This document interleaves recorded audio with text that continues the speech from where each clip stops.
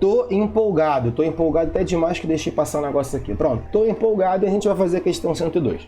102, prova amarela, Enem 2019, PPL. O que esta questão fala? O que esta questão fala? Vamos lá. Um dos processos biotecnológicos mais antigos é a utilização de micro-organismos para a produção de alimentos. Ok. E, Bruno, é biologia? Não. Dá pra gente responder aqui levemente pelo nosso conhecimento químico. Né? Tudo bem que os dois se misturam, mas é que vamos lá. Ó. Então, estou falando de micro-organismos na produção de alimentos. Eu provavelmente estou falando de fermentação. Aqui, ó. Num desses processos, certos tipos de bactérias anaeróbicas, ou seja, que não utilizam oxigênio, utilizam açúcares presentes nos alimentos e realizam sua oxidação parcial, gerando como produto final o ácido lático. Qual dos produtos destinado ao consumo humano na sua produção baseada nesse processo? Só cuidado, porque existem dois tipos de fermentação, né? Fermentação. Que seria o consumo desse açúcar sem o oxigênio. Tem a alcoólica e a lática. Por exemplo, nosso organismo, quando a gente está fazendo extremos exercícios, a gente não tem o consumo devido de oxigênio para aquele, ainda mais nos músculos, eles geram uma fermentação, né, uma oxidação parcial sem o uso de oxigênio, gerando ácido lático, para conseguir gerar energia para a gente, né?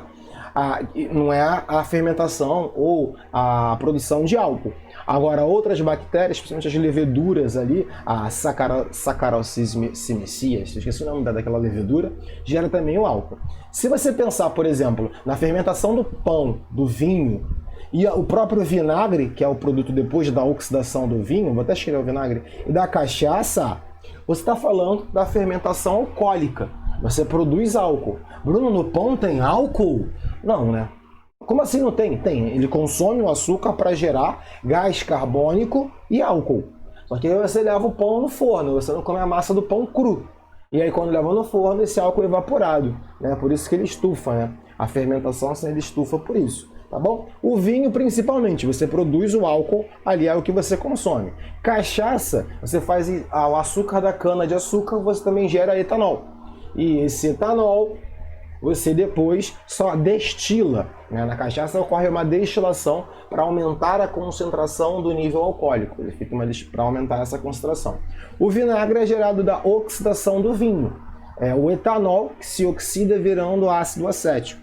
Então você não tem, todos esses aqui são a fermentação alcoólica.